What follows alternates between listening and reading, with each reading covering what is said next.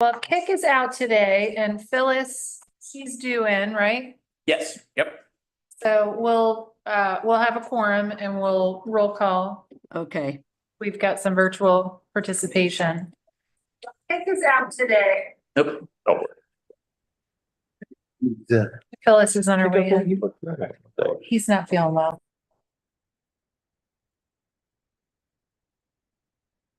just went on mute. I just lost you guys. Not his normal read. Okay. We start the meeting. Well, we're live now. Yeah. Is there an opportunity for,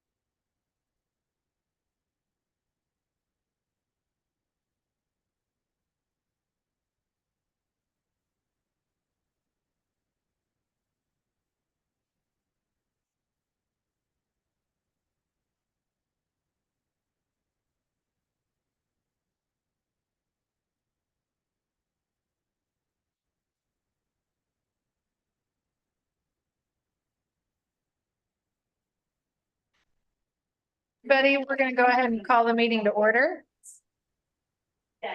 Welcome. We have 3 commissioners attending here in person and then Commissioner Castellini on screen will be roll calling today.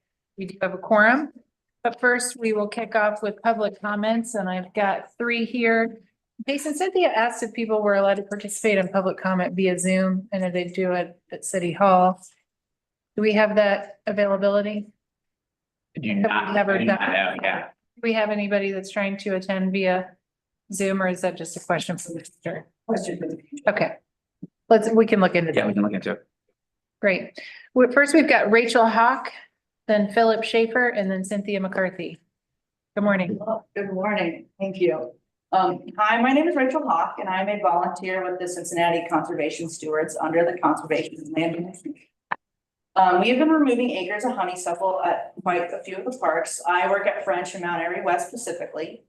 With a lot of those areas we've cleared this spring, we're hoping to see some native wildflowers reemerge from the areas that we've cleared. These events have been so successful that at Mount Airy West, we actually have to cap the number of volunteers that come to keep it safe and fun for everyone there. So one of the other things that part of this is that as we clear these areas, there's some invasives that are covering the areas that we cleared, basically negating some of our work. One of those, as you drive throughout or visit a park, it's this mat of flower and it's gonna be yellow and it looks like a buttercup. It looks very pretty, but very invasive and it's a very speedy one. But sadly, it's one of the ones that us as a volunteer can't remove. It has to be left to the CLM team because it requires a backpack sprayer and that's just something for someone who is a paid employee of parks and not a volunteer. And this is not the only plant too. There's trees of heaven, Japanese silvergrass, euonymus, lots of other things that we can't as volunteers clear, but would love to. So I'm encouraging today, I know on the docket is an approval for more CLM employees. I encourage you to approve that and even potentially expand that more. Thank you.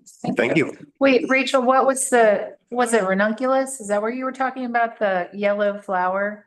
Lesser celandine. Oh, the lesser celandine. Okay, Yes. great. Thank I you. call a lawn at my house. Okay, great. We've got Philip and then Cynthia. Outside with his fam. Okay, okay, here he comes. Philip, come on in. Sorry about the switcheroo. No worries. Hi, Good morning. morning. My name is Philip Schaefer and I'm a parks volunteer. I just want to point out that the green that is happening now is mostly honeysuckle. Anything under 20 feet is honeysuckle and all of the white flowering trees are invasive. So as you're going about your life, pay attention to that, please. I'm here specifically to advocate for more natural resource specialists, which are the people who make up the conservation and land management team. By my numbers, Cincinnati Parks does not have an ideal like specialist to acreage ratio, but Great Parks Hamilton County does. Their ratio is 1 to 300. Right now, at current positions, Cincinnati Parks is 1 to 741 acres. And that is way understaffed. That's an impossible number for people to keep track of or to maintain our natural areas. To get to 1 to 300, we would need an additional 9.5 full-time equivalent staff. So I know that the parks is tight on the budget, but please do what you can, think creatively, ask the city for more money. I'm going to council, asking for more support for this position as well. And lastly, I would love to have you guys all on a hike. Jason has agreed to go on this hike as well. And please just learn more about our natural areas and what we can do to save them, because they're not in great condition right now. But I know that they can be because of the last 4 years of conservation work that we have been doing, parks and volunteers. Thank you. Great. Thank you. Where, when it's the highway. TBD. Awesome. I'll keep you in the loop. Yeah. Thank you. Great. Cynthia. Thank you. Good morning. Morning. At one of our meetings, one of you mentioned that you would like for Burnett Woods to be like Central Park. So I did a little research on Central Park, and there's a wonderful website for New York City parks. And Central Park is 10 times bigger than Burnett Woods, and it has 0 dog parks. And I looked a little further into their website, and for their capital projects, the number one thing they do is community engagement. That's considered the first 5% of any project that they do, except possibly an in-kind switch out for something. Yet here we are here, bulldoze, baby, bulldoze, down with DEI. Your authoritarian decision to destroy green space in a predominantly Black, lower income neighborhood with the lowest tree canopy in the whole city besides downtown, near neighbors who don't make enough money for you to care about, not ADA accessible. There were 0 minority or female requirements on your bids that you put out. And your contractor that you chose is a white male who happens to sit on your funding board. It turns out that you're in perfect lockstep with our new federal regime.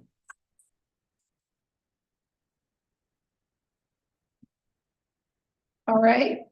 Thank you for the comments.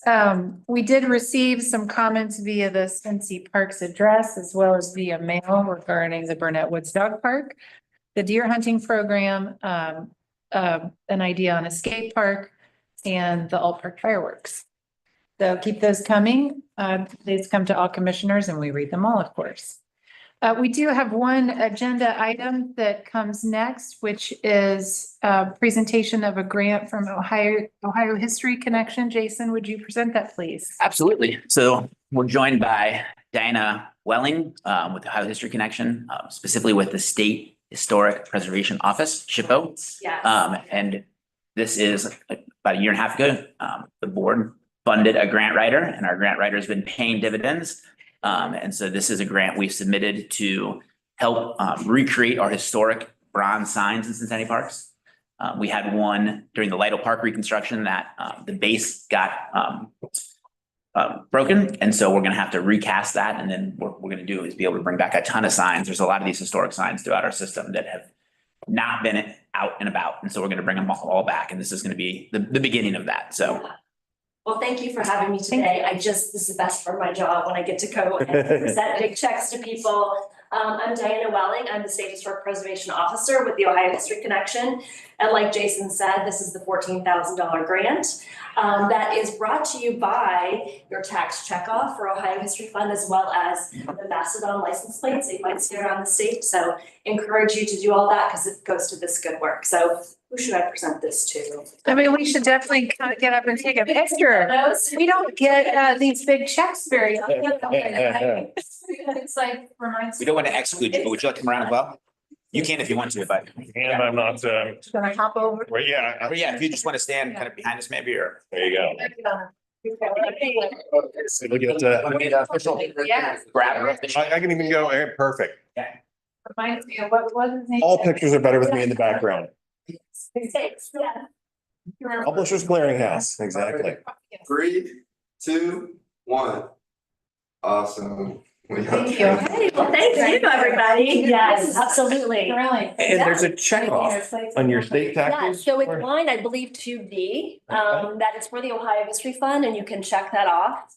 And that those proceeds go to the Ohio History Fund. We actually had 12 grantees around the state this year, and this was one of them. It's So- well timed. We Yeah. are in Yeah. tax season, so. So we give away around $120,000 every year, but obviously would love to give more away for great projects like If this. more people check off, there's more Yes. funds to give. Well, thank you so much. Thank you. Yeah, great to meet Thanks you for all. having me down. Thank you so much. Mhm. I know. How I did, wonderful. you get the federal election check off, you get, but I didn't. All right, great. Well, let's go to meeting minutes. Again, we'll roll call these. Any modifications, or I'll take a motion to approve? So moved? Second. President Potter, Yes. Commissioner Castellini, He's unmuting. Figuring it out. Try hitting the space bar. About that. Yes. There we go. Commissioner McCallum, Yes. Commissioner Nair. Yes. All right, next up, we've got some more grant approvals. This is a very exciting day. Jason? Yes, so this is definitely a big and a little, if you will. But we're accepting 2 grants from our friends at the Cincinnati Parks Foundation. The first one is $6,709 for the Liberty Garden Floral and Maintenance Grant. This comes in every year. The folks that live near this garden over in Eden Park collect that money, and then they give that to us through the foundation in order to have a special contract, take care of this area and keep it really nice. And so this is something we do every year. And then on the other end of the spectrum, we've got a $3.5 million grant, which is really exciting. It is a project that's been a long time coming. It predates many of us, but it's the project to finish up Smale Riverfront Park Lot 23, or the event lawn for the Brady Icon Music Center, which is just going to be a really great project. The foundation raised money a long time ago, and we've been waiting to get this one going, and we're finally at that point. So Okay, I have to interrupt you. It does not predate me.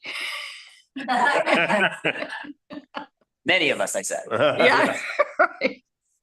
You really know how to see a project through, Susie. Hallelujah. Please. If I would feel remiss to not mention the respectful and loving memory of Kathy Caldemeyer, who Yes. succeeded me as president of Cincinnati Parks Foundation, and certainly not alone. And she would bristle at the notion that it was alone, but was certainly a inspiring figure in this next and important phase. And so I think it would be appropriate to call out her memory and gratitude today as part of this motion. Agree. I would just add that there are every once in a while projects that change the whole city, and Smale Riverfront Park certainly is one of those. It's really exciting to see. I'm sure it's not the final stage, but it's certainly a big component to really put a wrap on the whole riverfront project. And I'm just thrilled to be sitting on this board during its whole timeline. So looking forward to seeing this Lot 23 get wrapped up, and so appreciate all the work of the foundation. Of course, Kathy Caldemeyer and her whole family, who really have made this a legacy project. But how they've inspired all the other donors to contribute so significantly to seeing this through. Should we proceed with a motion to accept these 2 grants? Accept the 2 grants. I second. President North, Yes. Commissioner Castellini, Yes. Commissioner McCallum, Commissioner Nair. Yes. now that we have accepted the money, we actually have to approve the advancing the work, right? I have to wonder how big that check will be. If we get this big of a check for 14,000. It will be quite a check. It'll probably just be a little paper one. I'll just take a ribbon cutting. Let's do a ribbon cutting. Plan. So maybe we'll start with Joel's report, but we'll just skip ahead to that one and then we'll kind of go with the rest of Joel's report. Great. You want to join us? Sir, Good morning, commissioners. Good morning, director. morning. Good morning. Well, I won't keep you all waiting. We can just start there. Yeah, let's get right into 23 and then we can script in, then go through the project updates. All right, on page 7 of the packet is kind of the breakdown of what we want to take and what we walked through as we got bids back for this.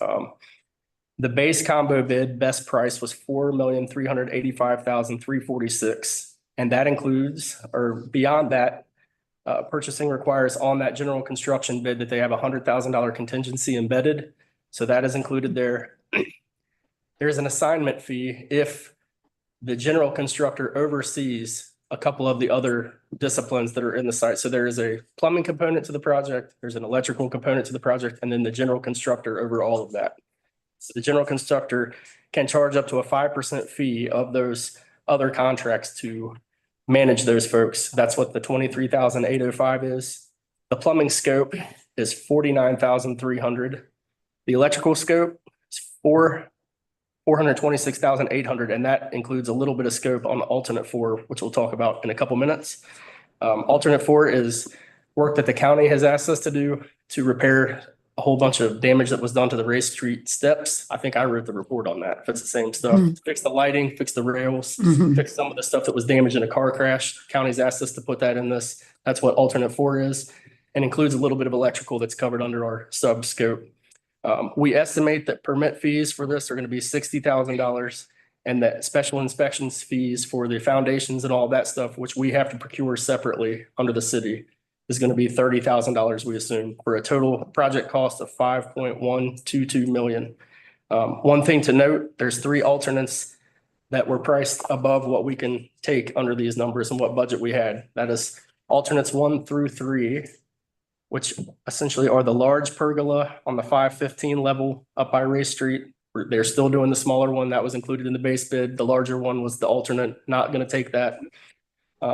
There's some paver work on the very west edge that you see there. That is alternate 3. That's not going to be taken either in this work. But the alternate 4 that you see right next to that in the stairs is that repair work that the county's going to do. We're going to keep that in the base bid. And the other alternate that we're not taking, The seat walls. yep. Oh. The other alternate is right by the stage there, the pavers in the back of that stage on the northern planting wall. That's not going to be taken either. So those 3 things were excluded in the numbers that we just talked about. Any questions on what's included and what's not included? I have one question. Yes, The ma'am. stairs leading up from the street, the big steep race- staircase, is that being overclad or not? No, ma'am. The granite will stay the same. The car damaged a couple of the granite steps. They're going to replace those, and the railing was bent really badly. That work, including Okay, the lighting that was in that railing, makes it expensive, but those are the things that are getting fixed on the Race Street stairs. okay, gotcha. Thank you. Yes, ma'am. You're welcome. This may be an unfair question, so I do not feel badly but in those alternates, should the utilization of the space and or the funding picture change in the future, is there any base work? Is there anything being done in the scope chosen that precludes that from happening in the future? Okay. Yes, sir. This was very well set up by THP, but very compartmentalized in the work that you see on that page, and I apologize for the handwritten. That's how I look through stuff in my construction set. But that basically shows the 3 alternates that were taken out there. They're basically all kind of conceived under the original, well, 2 of them were conceived under the original package, which was the pergola up top, which is around $500,000. So just very expensive. Yes. Beautiful, but very expensive. The second is those seat walls where the X is kind of at the left side of the page. it's just a really nice garden now. There's a lot of nice plantings there, and the seat walls, while would be nice, we struggle to see if they'd be used a whole lot, right? During the day, where people it's just an interesting area of the park. And then the last one was kind of an idea we had, which is because the stage is tilted a bit, it kind of dips into that planter back there. So we thought about, well, what if we just made it kind of, what if we just made it always a floor? And ultimately we decided that we'd rather keep the trees that are there, keep the horticulture that's there. And it's okay that it looks a little awkward with the stage dipping into it a little bit, but it's not worth $100,000 to get rid of those trees. When, so they were all kind of things we wanted to explore, but ultimately things that even if we had the money, I'm not sure we would do all of them or any of them. All right, we talked funding for a moment. Again, just like we all talk about, thank you to the foundation for making this possible. It's going to be awesome. I can't wait to see all the finishes. I created a table just to share the rest of the fund lines in there and everything that was, we have $5,224,293 available, of which everything I just talked about in the previous table totals $55,122,879. But that only includes about $100,000 contingency, or exactly $100,000 contingency. We are asking that you allow us to utilize the additional $101,414 that we have available to create essentially a $200,000 contingency, $100,000 from that will be controlled under the contract and $100,000 owner controlled if we have to supplement that. And we'll do that via change order, and we'll bring that back to you all if we have to do that. Let's see. P&D is recommending approval of this project in the amount of $5,224,293 to include about $200,000 in contingency work, or 4%. And then if we don't have to use that contingency, the plan is, because the piece that we have above the 5 million is the design money that was put together for the original design of the project, about 700,000. So if we have any of that 172,000 left, we would use that to plan the kind of concrete, masonry and cladding overhaul that we're looking to do in our 6-year plan that we've got scheduled for next year. And so the idea would be, we would start to plan that out and hire somebody to kind of do that analysis and get that set up for us, so we're ready to go. Great. Is there an indication of when they believe construction would start and how long it would run? It's going to take a year for sure. We know the duration of that. The structural engineers, in telling us what they think the logistics are going to be, assume that the seat wall down at the bottom, the stairs and all the donor wall is going to be the critical path item at about 6 months. It's also closest to where all of the movement is. So working around events certainly is going to take a little bit. They're well aware of that. And we covered all that in the pre-bid that, hey, we're going through a red season and a Bengals Super Bowl campaign. So those things are going to have to be taken into consideration, but they're willing to work. And that's why it's going to be about a year. Again, we can compartmentalize, even as you see, Commissioner, around those certain spots. So if there's events that happen, we can hopefully work around some of those a lot. There's a lead time on the stone that's going to drive a lot of the schedule. We'll get final numbers from those folks as soon as we get back with them and assume the contract is completed, all that stuff. We'll be working on that, but I know that's several months just to get the stone cladding for Maring Way and some of the granite work and things like that. So they can start with a whole lot of the foundational things. We're not going to let them tear a whole bunch of stuff up and just let it sit open for a long time, but I should have a whole lot more better explanation for you next month on when those stone can be coming and when things are going to get started. That was good enough for me. I'm thinking of river routes. I'm thinking of Flying pig, even everything that, yes, the beautiful thing about parks is we have a amazing event staff that helps us with those things and helps coordinate. So I throw it to Lou and Jenny right off the bat and say, hey, how do we work around these things? And they have really good ideas for that. So we're excited to get this one going. Good. Joel or Jason, refresh us, the 1.5 million, was that allocation from city council a couple of years ago, right? It was predates my time here, but I believe it was. I got it. I know the numbers. It was 352,800 of it was from 762, the Urban Redevelopment Tax Increment Equivalent Fund, and 1,147,200 to make a total of 1.5 million was from the Income Tax Permanent Improvement Fund, 758. Both of those make up that 222,001. Great. Perfect. So we Homework. Thank Kevin Frank. about what we are actually approving here. And we, as a board, we don't review contracts. That's the role of the staff. But I think that we can approve the general scope of the project and the allocation of the dollars from the funding sources that have been presented here. We changed it on the action agenda to say that. Great. I think that's what I just said. Yep. So, perfect. May I have a motion or? So other que- moved. Great. Second, President North, Yes. Commissioner Castellini, Yes. Commissioner McCallum, Yes. Commissioner Nyer. yes. Thank you, commissioners. We're ready to. Thank you. Very exciting. It's a biggie. Big, Big one. big. That was on the first list you handed me, Commissioner. Well, with this one. Happy that one's moving. I am too. Jason, I wonder if we should reorganize the agenda here a little bit to present the tree analysis. Absolutely. Yep. Project. Yep. Very good. This is on page 61 of our packets. And I don't see it specifically outlined on our agenda. It's not on the agenda because it's not something we have to approve. Okay. Why Why don't we go ahead? You guys are. the urban canopy impact statement. Happy to present this. Crystal helped develop it. This is, so the Lytle Park settlement that happened after the court case revolving around the trees there. One part of the settlement was section 11 outlined here in the memo. And that is that for any large parks renovation project that could have an impact on the urban tree canopy or the urban canopy, we would issue an urban canopy impact statement. Mhm.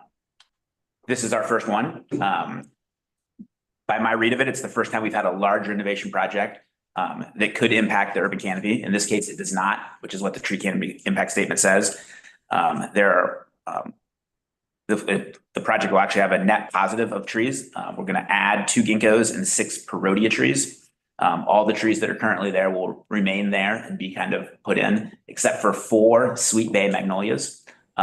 Those trees are in the eastern overlook, which is currently at ground level, and it will be raised by about 18 inches to have a seat wall around it and be kind of a raised overlook garden. That's where all the new trees will go. But those 4 sweet bay magnolias will be able to move those. So this area opened in, the first concerts were July of 21. And so the trees were probably one of the last things installed, probably that spring of 21. So they're only about 4 years old. We'll be able to move those. I already put out a competition amongst all of our various regions to see who wants them. And Lou was quick to say he wants to gobble them up and keep them in his section. But we'll see who wins and where they end up. But we'll be able to remove those, add the 8 new trees for a net positive for urban canopy impact. I do have a question about the trees. Can you ensure that the ginkgos we plant are male ginkgos? We will do our best. Okay, you can't affirmatively identify them? There are specific cultivars that are said to be male, in the natural environment. We have seen where they will change sex. But a big part of the good work that Joel's team does is having the landscape architect actually go out and tag the trees. So the species and cultivar are clarified within the construction documents. And we'll just work together to make sure that that's the case anytime that we're planting ginkgos, especially within the right of way and not within the open field. Well, they smell badly, as you all know. The females do, and the city has a bad history with ginkgos. Do you know the story about all the female ginkgos being taken down in Hyde Park Plaza? It's been some years. I'll send you, Brendan Call wrote an article about this. There's a fascination in my neighborhood with these beautiful ginkgos in the fall, but I'll dig it up and I'll send it to you. It's pretty interesting. So we don't want to finish this off if we can with a space that for, 6 weeks of the year smells really badly. So, all right, great. Any questions on the urban canopy statement? Thank you for writing that up. It will reflect in the minutes, but it doesn't require an action or an acceptance or a Just- affirmation or. As you can see in the full kind of piece of the settlement agreement is written there verbatim. It just says it needs to appear in the minutes for large parks renovation projects. So One thing on this, and Crystal and I just talked a little bit about it, but I think it's prudent to do this both pre and post construction on a project. Because just like today, if we were taking a different alternate, that count may have changed. Something could have changed on that. So, and in the field, you're going to get a change order, an unforeseen condition or something like that. So I feel like at the end of these big projects as well, we should do this as a part of the as-built to close out the project if those statements are required. So perfectly prudent right now to do that upfront, do the assessment, but once everything is done for the project, I recommend that we do it again or just, amend it as necessary. The intent of this is to ensure that when we're taking on a big project, that if we're hindering the large tree canopy, that we're assessing how we can replace it. Absolutely. So I don't want to overdo it. We're adding trees in the space, we're not removing any. So I think for this project, we've sufficiently fulfilled our responsibility. That would be my proposal. the cool thing about this agreement is that it in some ways codifies what we're already doing. You know, Yeah. Crystal's team is involved from the beginning for all these projects. We are all in this room tree lovers and our job is to add trees. There are times when a tree might need to come down to make way for a project, but we're always trying to add trees back in. This is a great way for us to kind of like document that ahead of time so that there's just full visibility for it. So thanks. I think internal documentation, as Joel mentioned, it would, after the fact, would be a good idea, even though it's not required for the impact statement. I think it's good information for us. Like we always do with project construction, we'll note any of that kind of stuff and certainly bring it to your all's attention if something changed significantly from beginning. And the good thing is we're, like Jason said, we're already doing the work, so it's just documenting it publicly. Thank you. All right, great. Well, Joel, I think we have covered lot 23. We can move on to your updates. Awesome. I will be brief on these. Please let me know if you want me to slow down. I'll just highlight a few of the things. One point of good news to start is the Ludlow's headquarters service garage is complete. We have a certificate of occupancy and final inspections that happened late in February, so all is well with that. I think they're still finalizing. They got to come back to paint the door, but everything other than that is complete. Alt Park Valley Trail restoration is farther along than when this report was written. They're putting the top coat on the trail back today, so they should actually be out of there this week. We put in all the riprap 2 days before the big rain where we got 2 inches of rain and it didn't move a rock. So I'm happy with what we did so far. Trail looks awesome. We want to do about 14 more sections of that, but hopefully this can be used by MSD to see how you can do this kind of thing sustainably and maybe not have to put in 15 big retaining walls here at the tune of $7 million in a few years, but got to protect the land as well. So Mr. Dieno and I are going to go out and try to live stake some of this and put some actual willow whips. What else are they, Crystal? What else are we going to do? Willows and something else maybe. Yeah. And put that into the riprap intertwined so it acts like rebar and holds it in place even more. And we're utilizing that just as an experiment, really. We got nothing to lose on this one. We're playing with house money. MSD someone in behind us to do something crazy. So I pulled out all the stops and trying some cool erosion stuff with this one. So next month, I will show you all some really cool pictures. This one is almost done. I expect them to be out and cleaned up at the end of next week, even a little bit of site restoration stuff they've got to do. So see right there why it was needed, eroding right down the middle of the trail. There's a couple spots up by observatory and looking at this that are going to need some love pretty soon as well, but nothing to this extent. So that one's going well. International Friendship Park is also full steam ahead. That's one picture of me. It kind of showed a whole lot of what they're doing in one spot. You can see that the irrigation is almost done. The electric is almost done. The hardscape is done, minus putting the medallions back in. The historic medallions we actually held in our shop and took back to them yesterday. So they're putting those in as well. They're getting ready to do the sod. They're getting ready to do all of the plantings, and all of that is happening in the next 2 or 3 weeks. Bruce is on site every day, they say, until they're done now. They're putting in the porphyry pavers. On the graded path, there are the little brick pavers that are between that and the seat wall. That's a lot of the intricate work that's left, putting all that back in, but It's looking fantastic so far. Had a great meeting yesterday. Everybody's on the same page. We really expect that to be wrapped up 3 weeks from now. We should be looking at polishing stuff. So it's looking great. Thanks to Ian Cummings and Chris McGee on my team for just overseeing that to perfection. And thanks to Waterworks folks making that easy on us and providing an inspector. That's really, really helped us on that project. Lido Park Comfort Station is in purchasing's hands right now. Putting together the ITB for that. We assume that that's going to bid very, very shortly. That we're waiting on some clarification on some goals from DEI, but we think that's going to go out very, very shortly. And we may have numbers for you all next month on what that costs. The dog park, we do expect to start construction before we see you again. Haven't scheduled the meeting pre-construction with Bruce yet, but that's coming in the next 14 days from now. So we assume that that's going to start as we get temperatures above 50 consistently, and they can do all this, get in, get out, and put everything in without weather restrictions. That's what they're going to do. So we assume that'll start by the 1st of April.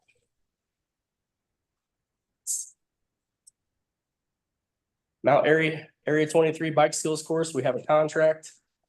My shop is already coordinating with Cora and some of the stakeholders and getting some kickoff meetings done and ready on that. So getting ready to kick that project off as well, do the design build portion of all the bike skills course. All of our work is pretty much ready to go along with that, including the ADA pathway, all that's ready to go. We're going to share that stuff with the designer when we meet with them. And Andrew Campbell, before he left on paternity leave, put together an assessment of the 2 buildings. So we have all that stuff. Chris McGee is finalizing that right now, and we're going to put both of those out to bid sometime this summer. So that's coming along nicely. Hopefully next month, we should have an update on kind of some schedule as we get some kickoff meetings with those folks. Everybody's treehouse. We got the final stamp drawings back, which reflected all of the changes that we wanted to make to the railing. They had some pretty robust anchoring, we'll say, for that put in the original, which we think drove up the cost significantly. We have that out under the third-party agreement right now back to Megan for bidding this and hope to have numbers next month. We should have a cost on what that's going to be. We're not sure that facilities and maintenance is going to have time to do the railing up to what we'll call the mothership of the treehouse. We're having Megan price that work as well. We'll compare that with operations and see if it makes sense for our guys to do that or not, but at least we'll have a price for it either way, and we can compare it against internal stuff. So that's how we're planning to work on that. We should have numbers for you all next month. Alt Park Playground had a meeting late last week. I think there's some confusion on the contract. There's nothing majorly wrong with that, but there's just some final tweaks that law is having some issues with. So we're ready to go on that as soon as that is straightened out. We were assured all that was done as of last week. I think purchasing from the city side is still waiting on some information from the contractor. So that is where we stand with that. California Woods hydrological plan design, that should kick off in the next 30 days. The contract, as far as I've been told, is in the last stages of being signed. We'll get that back to Stantec and schedule a pre-construction meeting for that. That's going to be an awesome project. A lot of erosion hydrology study, figuring out how to best make that site more sustainable for the money that we have. So looking forward to that one. Let's see, Centon and Biochar. A lot of great stuff happened this month on that. In fact, I think this is the first really, really close version of the final layout for the Biochar site that's shown up on the screen right now. Thanks to Crystal and John Harmon and their team for really helping on the operations side with this, walking through every single piece of this with the folks that are designing it and the engineers that are helping with the equipment. You can kind of see what it looks right now where the 2 big trucks are shown. That is not covered. That spot right there is just open with the 2x2x4 Lego blocks around it, potentially maybe canopying at some point, but the real building essentially starts right to the right of that second truck right there, that column line. The red box that you see is the shredder. When that is where all the wood chips have to come in, goes in the blue conveyor to the pyrolysis machine. That middle big gray block is the PRT. That's where the biochar happens. No, actually, I'm wrong. That is the walking floor. This first big block is the walking floor. That just distributes, allows them to hold a whole lot of chips in that, and then it shoots it onto the next conveyor, which then goes into 2 different ends of the pyrolysis machine. One is the furnace end, one is the product end. The product end is 6 inches tube that never is in contact with air. That's where the biochar is made. And then the 2 gray chutes that you see coming off of that show where a covered wagon or a super sack or a discharge essentially could be. So that's all there is to it. It's those little things like that. So we're getting really close on spatially having this designed. KZF is working towards design development documents for the whole site to include Sinton, to include upgrades that we've made and changes that we've made to accommodate both facilities and the East Operations team. All of that is in their court now. As you can see, they're getting really, really close on the biochar building. Once that is finalized, I believe we have one more meeting. They owe us a few minor updates to these drawings that you see right now. Once we have those, that'll lock in the site location for biochar. That really has to be set critically for the rest of the site. We may be able to move and shift a little bit of the dimensions on the auxiliary 2 building, should that need to happen. Once this is finalized, KZF can finalize the whole site package and grading and the building packages. So we expect to have by the middle to late May, numbers, design development level documents for everything, biochar, Sinton, the whole package with numbers that you all can review and move on from there to construction documents. It's still possible to potentially break ground by the end of this year on certainly parts of that. KZF is moving towards DDs, but these are really good DDs. As you see, these are still what they're considering schematic design, and we're talking plus or minus an inch on every tolerance that you see here. So we're confident we're in pretty good shape. Any questions on that one? That's a big one. I mean, it's probably going to be, combining the two of those, it's a $6 million project all day. So Great. in Wood Park, unfortunately, when the contractor came back to do the last boring, they hit one of the old electrical lines, taking out some of the lights in the park. Thanks to Andy's team and Jenny specifically for mobilizing so quickly to get some of that stuff fixed and working towards getting all that repaired. Once we have that report, we'll be able to finish the request for proposals for design services and really get into all that stuff. That's the last piece we need for site analysis. So Inwood's coming along, but slowed because of the soil progress for the moment. Burnett Woods? Yes, ma'am. But just, I know this is there's a lot that needs to happen, but when do you expect we would have a master plan? I would say a year from right now, we should expect to have one. A year. Well, in addition to those soil borings, Crystal's team's about ready to kick off removal of almost all of the invasive species from the site. I thought I didn't know the scope was quite as big as it was till I saw the full map, but there's like 7 zones, I think, where there's going to be different kinds of invasive species removal. But in about a month, Inwood's going to look a lot different from a safety standpoint and from a natural resources standpoint. So it's really exciting to see some of that stuff moving along. So we had in this last update that we would be bidding the project by the 4th quarter of this year. So this has shifted a lot. Bidding the project as in bidding construction? Not sure what it says on the. That's what plan. this says, that we would be bidding by the 4th quarter of 25. I will say this, if any project has shifted lately due to the additional work that's happened, it is Inwood, only because we're still doing the due diligence and I've had to focus on many, many other things. So I apologize for that, but yeah, that one is certainly behind. I don't know what the latest update of the 3-year plan is that you all are looking at now. Done one since August, but the plan is to have one in April. I think we'll be ready to have it. Okay. Once we get through this quarter, as we saw earlier, there's like 3 or 4 projects that are coming off and will be complete. Yeah. Which will allow us to move stuff up, but Obviously, there's a lot of construction around the university, including a lot of that housing there and near Inwood. So there are a lot of questions on when is this going to be delivered? You know, that mayor allocated $1 million to this park a couple years ago. So there's some eyes on when is this work going to be done? I believe in our 6-year plan, we've got this scheduled for $1 million next year. And then $1 million the following year, within $6 million the year after that. So We just want to be sure we're setting expectations. Absolutely. And meeting them. We're all on the same schedule and expectations. Okay. Burnett Woods sanitary issues. We got a delivery order for the sanitary sewer repair Wednesday of this week. So that work will start next week. Still working on the Millionaires Club sanitary sewer. That's going to turn into more of a design. It's probably not going to be a septic system like we talked about. We're probably just going to run a new pipe to Clifton to uncombine those sewers. We have not started on the bandstand rehabilitation assessment yet. Like I said, Andrew Campbell from our office is the lead architect on that project. He's out for 3 months on paternity leave starting last week. So he'll be back at the end of May. That will be one of the first things he messes with unless we have time between Chris McGee and myself to do that work beforehand, in which case we'll start the assessment. Let's see.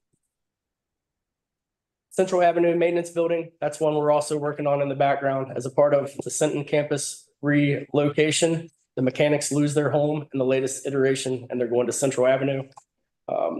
No drawings exist for that building since it was at Public Services. So Chris McGee and Ian Cummins are drawing that over by hand so we can get pricing for some of that work.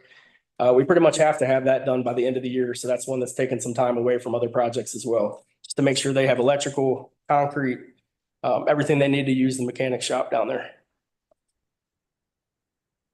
The 471 Bridge Fire, new playground. We are in the middle of working through landscape architect interviews. We had 2 earlier this week. There are more scheduled for next week and the first couple weeks of April to identify those folks. Talk through the scope in here of what we expect them to do. One is support the playground folks. The playground vendor, they're going to do their own design, their own fall distances, safety zones and all that stuff. But the landscape architect will essentially, from the edge of that playground and inside of the playground, still have some say on drainage and demolition, all of those things, access into and out of the playground, access from 3 or 4 new ADA locations that we're going to try to implement with this. In redoing this playground and evaluating the whole Sawyer Point site, we've certainly seen that we're deficient in where we have disabled parking for folks from Lou's office all the way down to the Montgomery Inn. There's no spots, and we know in our initial studies that there should be at least 10 or 9, I believe. So we've identified 4 spots that we're going to have the landscape architect look at in much more detail, ensure that they can make ADA compliant routes to and from, which will be a massive step in the right direction for compliance and ADA accessibility into Sawyer Point. It's not the worst case scenario right now. We've already done some preliminary measuring. There are a couple paths that are ADA compliant already up by the bathrooms from that way. There's just a couple things that we can do some minor modifications to some things and really do some improvements there. So working through those things as a part of that project. This is a fun one because, 1988, this park was built, much different expectations surrounding accessibility. And so with this project, I keep saying, never let a good crisis go to waste. And this is an opportunity for us to make some real improvements to this area and really make it a lot more accessible and create some even new accessibility points. Joel, from the beginning, from the moment I met him, has been ADA forward on everything we're doing. And so this is a really exciting kind of side benefit to this sad tragedy of losing the playground. Mm-hmm. Another big project. Keep coming. Let's see, Mount Airy Doris Day Dog Park, McFarland Woods. Ian Cummings from my office is still working through the permitting for that. Almost have the site exhibits ready to go in with that stuff. Those will be actually assessed to see if we can put individual septic systems instead of running $1 million with a new pipe through the woods. So working on those 2, those will be the focus of that project now. Like I've mentioned before, that's going to help us in several different scenarios should we ever want to put a restroom somewhere in one of our parks where we don't have access to sewer. So working through that process and learning some stuff as we go in that one. Houck Botanic Gardens, renovations and repairs start next week. Everything is ready for that. Thanks to the East Operations folks, Dave Boutel, Stephen Crooms, their whole crew for lifting all the heavy stuff for us, getting all our old dilapidated file cabinets out of there to get ready for that. So thank you to those folks for making that happen for us. Let's see. If there's any more. Oh, I'm going to skip down to property impacts. One that we talked about last month, the Ashland Recreation Area improvements, that one in discussions with Jason. I think that CRC is not certain that that is one of the projects that they're going to do this year. So we've kind of put a pause on that. That came kind of pretty quick last month. We threw it in just so you all were aware of it, but I don't know that that's going to happen this year. May not be their focus anymore. We did finally receive and review a Duke Energy 863 access ramp plan. That's the old Red Bank Road of Alt Park.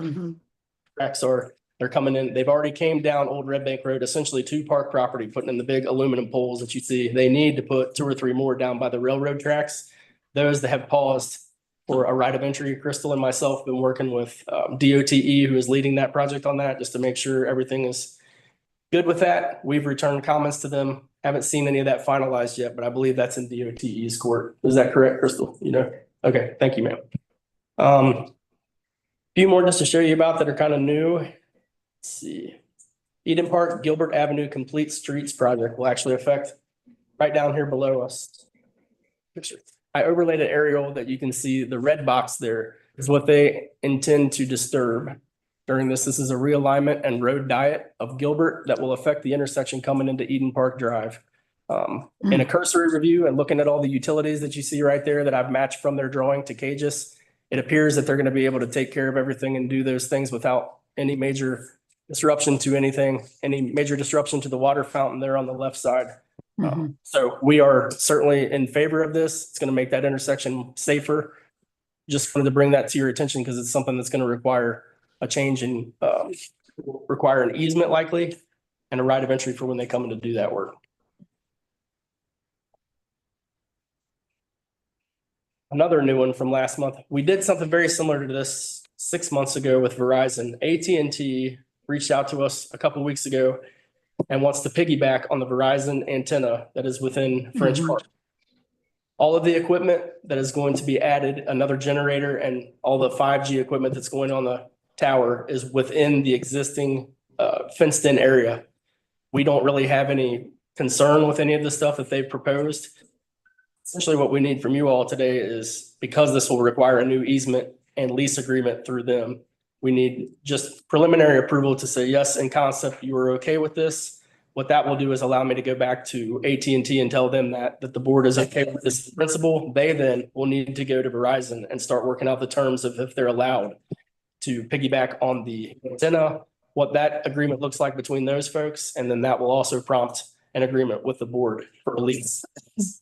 So that will enact a request for legal services through us, but we wanted to bring it to your attention first, that you knew before we did that. Do you anticipate additional, like Verizon pays a certain amount, I forget the terms of the agreement specifically, but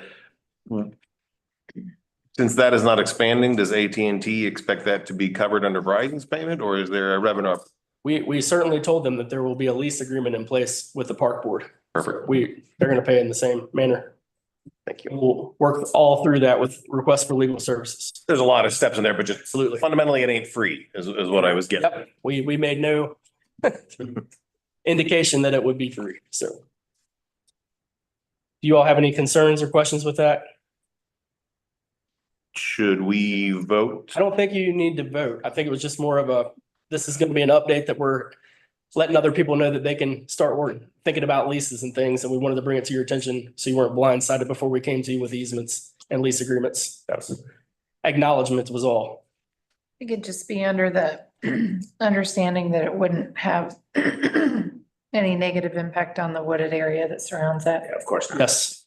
They've told me that all of their work is contained within the existing fenced in area, the new generator. Access it off Ridge Road, there's really even no intersection with most of the park access traffic. It's its own access road, and we will put provision in the right of entry when they come in to put this in, that they have to restore anything they do to the gravel road back to condition. Pretty much verbatim what we did with Verizon.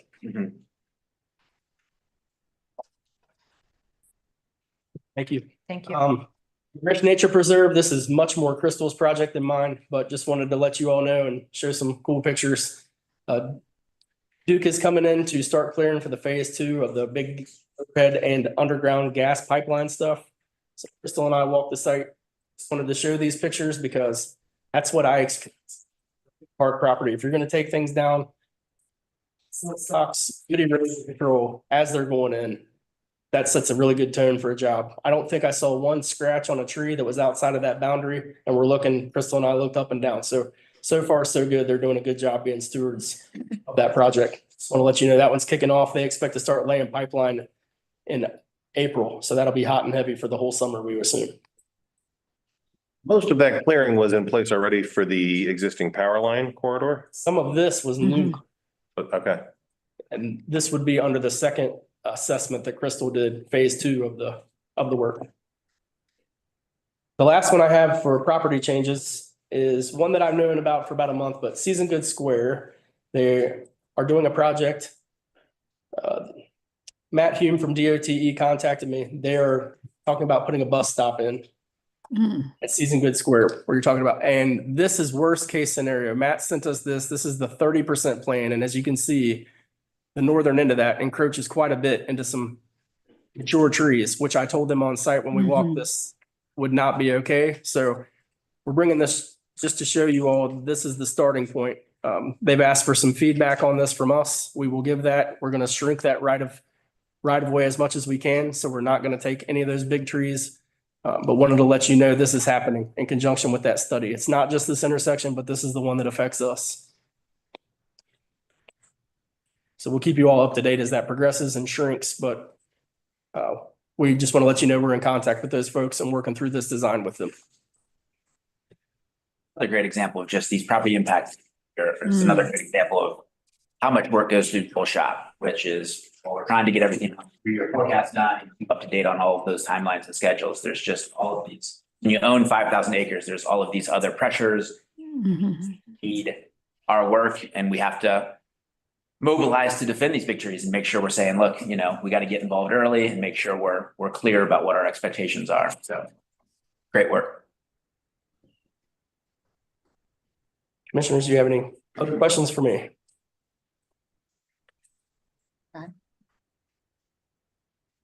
Outstanding, Absolutely. as usual. So you are sitting in for Derek today? Correct. Great. So Derek is down at the Civil Service Commission, as he often is on our Thursday meetings. Lots to highlight. They've been busy interviewing and hiring people. I think these folks are all on the Civil Service Commission today. So as you can see, we've got 3 horticulturalists joining our team.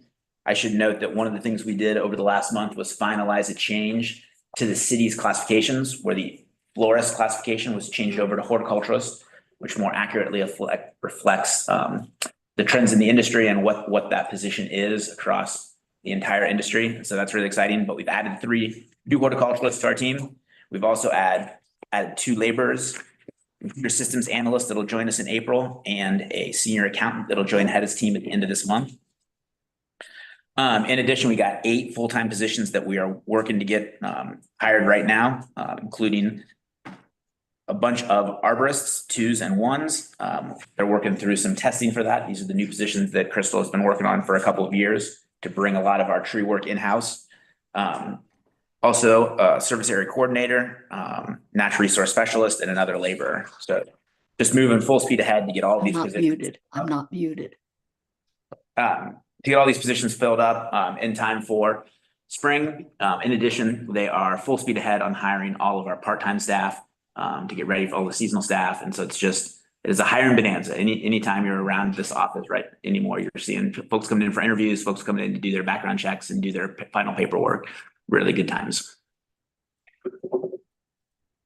This may be granular, and I'm not sure if this is a spot where it fits, but I had occasion to encounter a couple of the instances of some of the dumping that I know the teams have been fighting, and it ebbs and flows, and sometimes it ebbs more than others. And it's related under the feeling about worker safety. Some of this, and I have been gratified to see the reporting and our comparative safety progress to other city divisions. The commitment to safety is perfectly clear. But some of this stuff is, are we equipped to, or should some of this be more vendor driven? And I'm thinking about some of the needle concerns, some of the,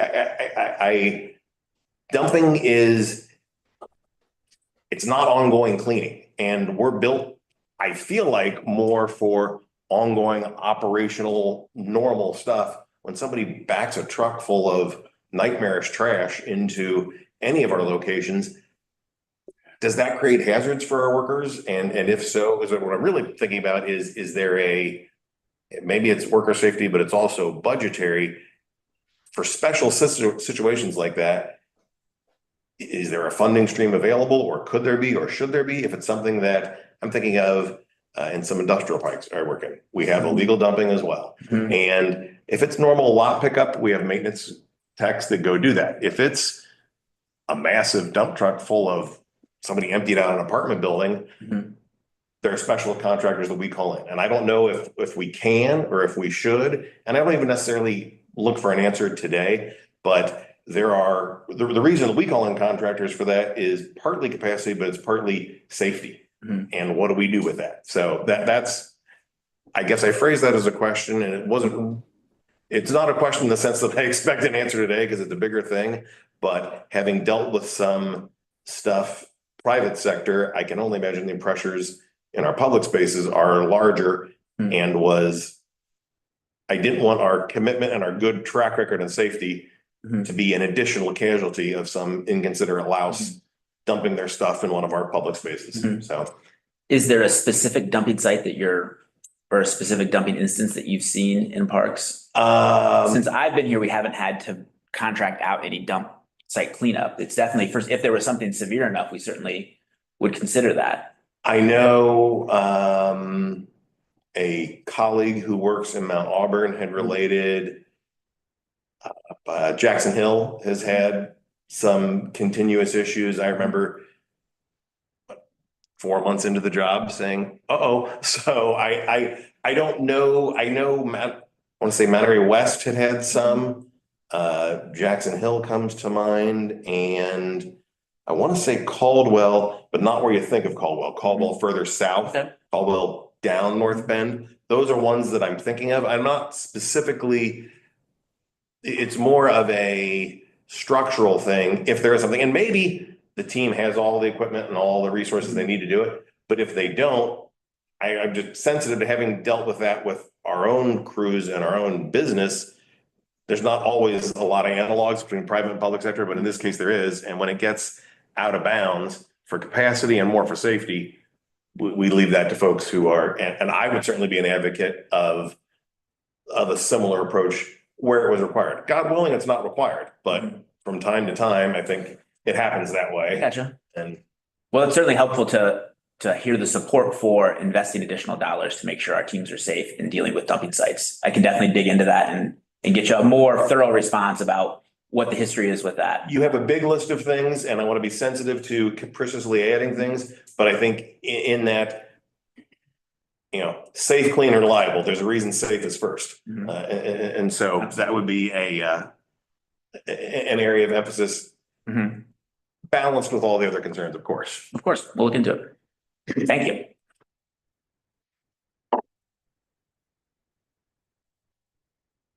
All right, that's the HR update. CHR update. Sorry, I hijacked. No problem. Now we go on to operating budget. Jason, before you dig into this, I know we've got a memo here.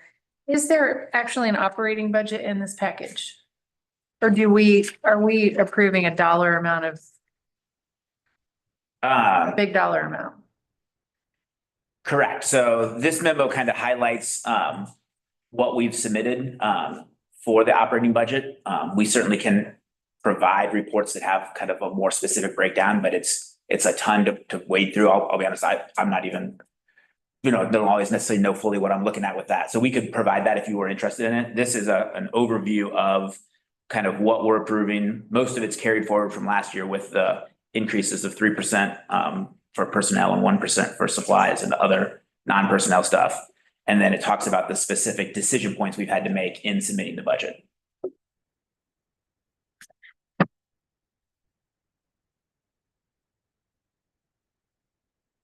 I think we should just be clear what you're asking us to approve. Is it just a big dollar amount? I do believe in years past, we've had more detail on line items of an operating budget so that we can engage in some dialogue about where and how we're spending. Okay.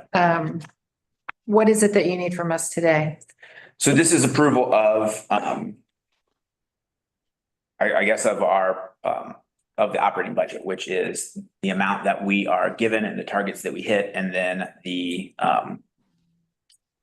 budget cutting scenarios that we had to submit, as well as the exemptions that we've asked for additional resources through the budget process. Ultimately, this is our proposal. This goes to the city manager and their team as they craft the kind of larger budget for the whole city.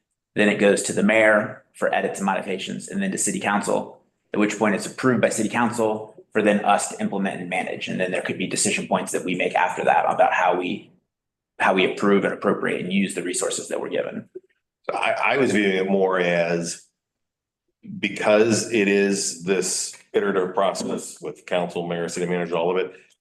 This is yes, it's titled operating budget, and I guess that is correct, but this isn't necessarily a final allocation of the funding that we have. This is the first step in the process of determining what that bucket of funding will be.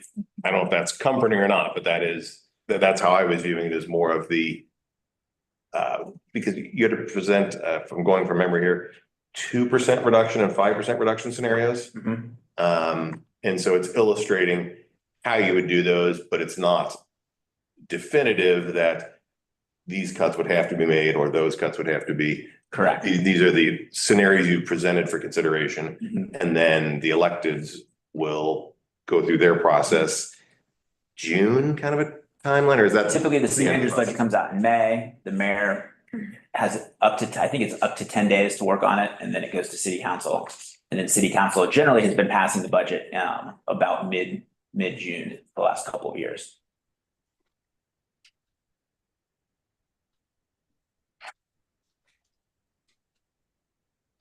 Well, this is the preliminary process. Correct, exactly. If I could just add to that, to kind of explain a little bit of where we are in the process. This is my second year doing the budget for parks. Last year I was less than a month in when it was like, please enter all these numbers. The budget numbers that you have in front of you are essentially last year's numbers plus a 3% adjustment for wages and a 1% adjustment on all other supplies. So there are no major changes from what we've had last year, which was exactly the same thing as the prior year. So I know that doesn't give you the detail that you're looking for as far as operational budgets in different areas, but it is essentially the same budget that we've had for multiple years, just with inflationary adjustments to it.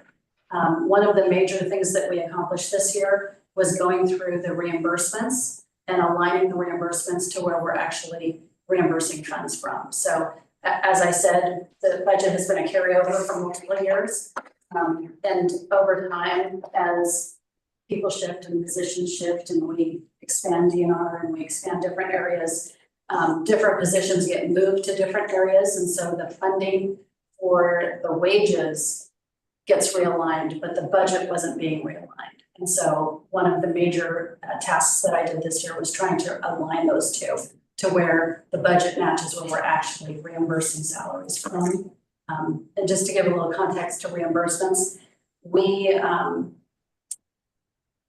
have 050 money, which is general fund money, and that's where we pay all of the salaries out of until we run out of that budgeted figure. Once we run out of that budgeted figure, then we draw on our other funds to reimburse the general fund for those salaries so that we maintain what we're budgeted for in the general fund.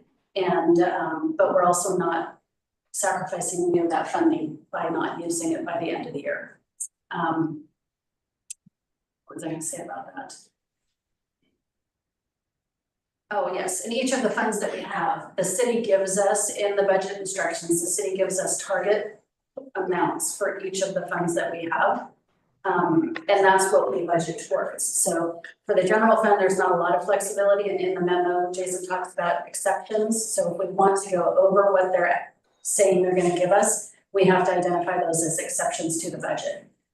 For our other funds, they also give us targets. We have a little bit more flexibility if it's an appropriated fund and there's fund balance left. So, but we didn't make any major changes to any of our budgets this year, other than that reimbursement realignment. So we have this in the package, the year-to-date expenses by fund. This is the operating budget. That's Right. I think if we're approving an operating budget, I think we would actually want to see one. I would love to produce that report for you. So the budget that you're seeing on the budget report that we're talking about right now is entered into a system called CDS, which is the Cincinnati budget system. That report that you see in front of you comes out of CFS, which is Cincinnati Financial System. The budget numbers don't get into CFS until the budget's approved. So I'm still learning how to extract reports in that manner from CBS. Listen, I don't care if you write it on a Post-it note. I mean, where these reports come from it doesn't matter to us in terms of what we're approving. But so for example, if I look at the 24,543,000, how does that compare to what's on this sheet? Is this the 27 million less forestry assessment? I don't have a calculator here in front of me, but it is, all we're doing is taking this budget and for every line item and increasing it by 3%. Is that what we're saying? Yes. And then you're presenting your opportunities to improve it as scenarios 1 and 2. Mhm. Right. And then you believe the city will accept scenario 2 or require scenario 2. It's possible. One of the interesting things about the budget is we don't know what the full revenue is for the year until closer to the end of the year. Yet the budget process starts in January and February, where we're only 6 months into the previous year or to the existing year. So far, the revenue has been pretty good this year. And so we're hopeful that we'll at most have to only accept the 2% cut as part of the budget. Well, that would be great if that's all they required of us, but I think I would certainly support the pursuit of everything you presented in scenario 2, Mhm. despite what the city pushes us to, so that we can do better than budget, because this creates some, which we discussed, some discretionary funding that we can use to better some of these significant projects that we have ahead. Yep. It seems like low hanging fruit. This isn't even digging into any muscle. Exactly. And these are absolutely things that we can pursue regardless of what city council uses to balance the budget, which then positions us even better for future years as well. But we would bring any sort of fee increase, we would bring to you specifically with like a well laid out, this is what the change will be, previous, expected, and that would be separate. Then this is kind of a like, these are proposals that we will implement if you need us to balance the budget, but we will have specifics that you would approve before we would increase any fees at all. These are merely targets for consideration by council. But with each of them. So I take it what you're really doing is you're doing your homework and you're doing the exercise, and we're approving the exercise. Correct. Okay, got it. Right. Molly, to your question, I'm sorry, John, to your question on how do these numbers compare to the 27 million that you see in here? So this 27 million at the bottom of the report from the financial report was the city budget plus the short time budget, which is 4%. So if you extract that out, that's going to match our 2025 city budget level.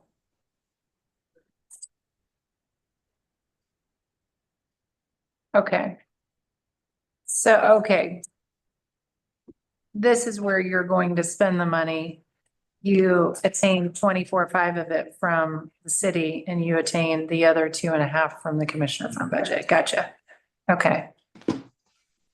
And the commissioner fund budget is typically discussed July, August timeframe? Correct. That way it allows us the flexibility to deal with whatever we get out of the city council budget. Please. This was apparently my day for unfair questions, so 2 or 3 years ago, there was a meaningful adjustment to the urban forestry assessment. But my understanding is it takes some time for those funds to get assessed. They go from the county to the city it takes some time. But is that already in here? That increase? I didn't know it had landed yet, is what I was really getting at. So it's not as unfair as I thought it was. I think we're on year 2 of that, correct? Year 2 of the full amount. Thank you. Okay. We've not yet been able to fully hire the staff that was envisioned by that. So we've continued to rely on contractual services for much of the preventative maintenance and the tree care work and the emergency maintenance. But as we saw in the HR report, we've finally gotten the arborists all approved and they're all out for hiring and interviewing. And so we're looking to fill out that team this year, which is really exciting. Perfect. Thank you. Any further questions on the operating budget? All right, we'll seek a motion to approve. So moved.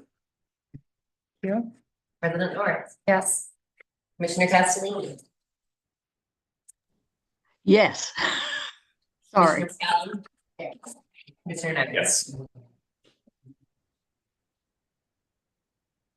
Yes. Okay.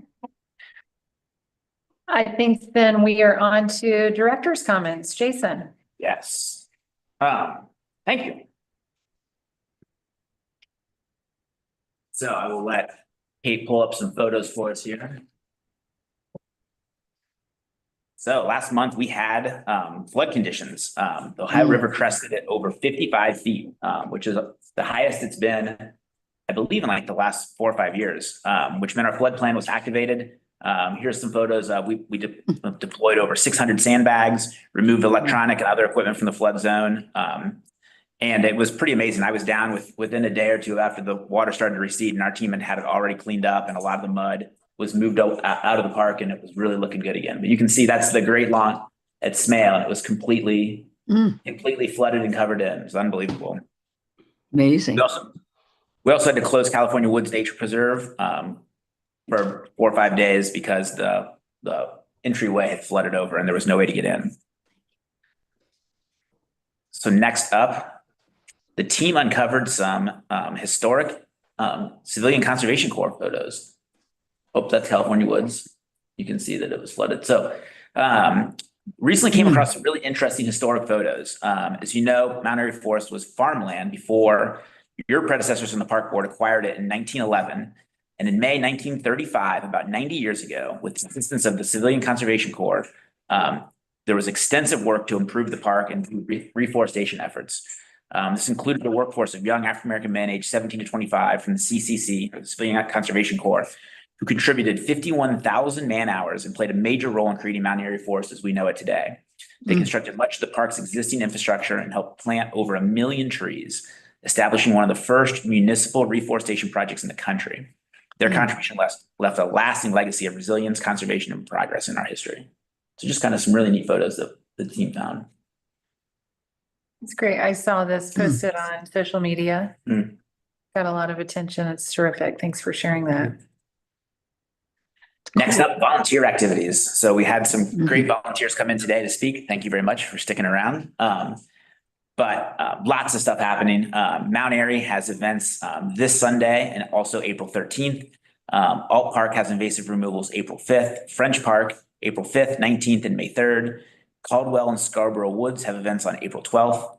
Northside Green Space has events on April 19th and April 26th. Labueto Woods on April 19th, and California Woods is doing a major project on the 26th of April and May 3rd. So just tons of volunteer stuff. We can't thank you enough for everything everybody's doing. You get to represent all of our thousands of volunteers. But thank you so very much. For coming in. Rachel Hawk, I'm gonna go ahead and call out your name again, but thank you so very much for all you do. It really is just the core of keeping our parks looking beautiful. Events, spring is here and the season is kicking off. Next Wednesday, we've got our all-staff meeting at Maple Ridge Lodge. It's gonna be a lot of fun. We always have a great time there. We will present the trophy that we got for the first ever tug of war contest, which was quite spirited at the last staff meeting. But we're also gonna have a newly created egg race with an egg and a wooden spoon. That should be pretty fun and exciting. Always a good time, and the team just perfect timing with the weather turning and hopefully get good weather. It's the day before opening day, so an appropriate time to take a step back and be part of Cincinnati's unique party on the holiday. Speaking of the budget, I'm going to present to City Council for the budget on April 2nd. So I get to go down and make a presentation about all of our requests and kind of all of our challenges as we try to convince them to support us. The Daffodil Show. It's all things daffodils. The Southwest Ohio Daffodil Society is partnering with us to host a special show highlighting daffodils of all colors at Crone. And this is Saturday, April 12th and Sunday, April 13th. So keep your eye out for that. Should be a fun one. Spring Fest in Burnett Woods will take place April 19th from 12 to 4 p.m. So if you're out volunteering at some of those other events on the 19th, you can stop by Burnett Woods afterward. There'll be music, food, nature education at Trailside by our naturalists. There'll be trail walks, yoga, local arts, crafts, activities, games for kids, and much, much more. And lastly, the Alt Park Advisory Council has about 10 events every year.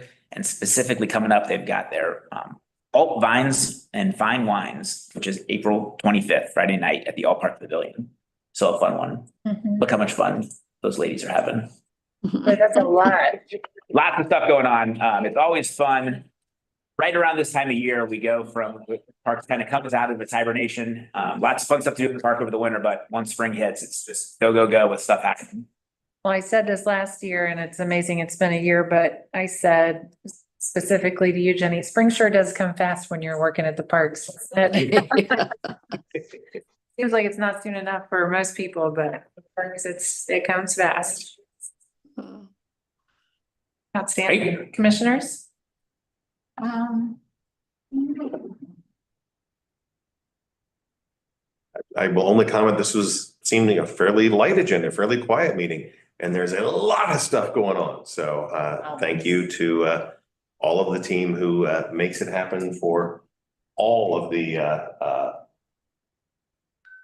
people who enjoy parks throughout the community. It does not just happen by itself. So my sincere appreciation to everybody at every stage of the process to make it happen. I'm kind of a broken record on that, but it's it sure is a lot. Even this quiet meeting is a lot. We're always grateful to hear. That's right. Okay, my favorite part of the meeting was that young man that got up and spoke to the need for more naturalists. I thought what he told us was incredibly interesting. And so I think that is big food for thought. And I know that you're looking for another naturalist, right? As we speak. Correct. So we have 2 openings for natural resource specialists right now. We had 2 on our team. We added a 3rd one. And so 2, but then we also had somebody leave. So we have 2 openings right now. And then we're requesting a 4th one in the budget. So that would take us from 2 to 4 in this calendar year, which would be an exciting improvement. But as Philip pointed out, nowhere nearly enough. But yeah, interesting. Naturalists work on your team, Crystal? Naturalists, yes, they're an coordinator. The natural resource specialists are the boots on the ground forest restoration folks. Okay, got it. What's the highest impact work that they do? So they run the Cincinnati Conservation Stewardship Program, so hundreds of volunteers monthly, mostly in forest restoration. They also do trail restoration. That's one that has taken a hit due to, back and forth conversations about how to best mobilize potential positions for construction management, those sorts of things. But they do, we have a work order system that we've implemented where they're taking care of, what they can do hands-on, with just 2 full-time people and a handful of seasonals. My only question to Phillips, and this is math club alumni coming out here. Philosophically, I agree with the trend, but the nature of great parks, their average installation versus our average, and we have some parks that are a fraction of an acre, let alone. So I made a note, it was 1 to 741 acres versus 1 to 300 acres. Not disputing the need for more, but I don't know if the math fully holds up by somewhat of the different nature of our installations. Please do not take that as not support. I don't know that exactly is the ratio I'd want to replicate, because we have some different stuff than Great Parks does. we have different stuff. We have different funding mechanisms too. We're competing with police and fire and public, potholes for city council's attention, although city council is incredibly supportive. I think what I'd say is that, we could use infinity more money and staff, and real credit to previous directors and Crystal for developing the natural resources, or the division of natural resources, which didn't exist 7 or 8 years ago and now does. And I'm trying to live up to that. And we're trying to find ways to add additional natural resource specialists. Just over the last year, the 2 people that are natural resource specialists were florists a year ago. And that was the position that we had doing this important conservation and trail work. And so under Crystal's leadership, we were able to work with the Human Resources Department to create a whole new classification, natural resource specialist. We moved those 2 individuals over. We've since added 1, and now we're adding another one. So there's infinity work to do to take care of our forests. But I think we're making real strides over the last couple of years, again, under Crystal's leadership and previous directors. I'm just trying to live up to it, but you're seeing us attack it from multiple ways. So we've got the volunteer efforts. Again, thank you. We've got our team out in the field, but then we also got some contract work. And so we mentioned the work we're doing at Inwood to clear invasives. We're also doing about $15,000 worth of work at Stanberry Park to remove about 10 to 12 acres of invasive species there and really push that back to help deal with some dumping issues we've had there and some hoarding issues we've had. And so we're going to push that back and open that up to give a lot more visibility. So we're trying to press a lot of different levers in order to bring attention to this and have an impact. The challenge with invasive species management is it's never one and done. It's ongoing maintenance, so it's targeting highest quality forest areas as well as where we have the most active programming taking place. And so that's how we've been prioritizing is based upon that at this point, given the resources. Well, great job leveraging a really passionate volunteer network. No joke. That's great. Incredible. Got to keep at it. Keep at it. We're pretty much at capacity right now, so we have a lot of different groups that are coming through as wanting to do more, but it takes a lot to organize and train and build trust with community members. Okay, I just have to say it. Also, you must remember that Great Parks has a park levy. We do not. And we constantly need to educate the general public that that levy does not take care of city parks. On that note, I say goodbye. Susie, thank you so much. Thank you. I asked ChatGPT the other day what the forecast for the red season was, and even ChatGPT has a very high expectation. Oh, Can't get one Bring it in. down. yes. Bring it in. Oh, yeah. I'm in prayer mode. Okay. Bye, guys. Thank you. Great. Well, we'll take a motion to adjourn. So, Second. all right. Let's go. We're gonna keep it pretty consistently. Good. I assume you said fun.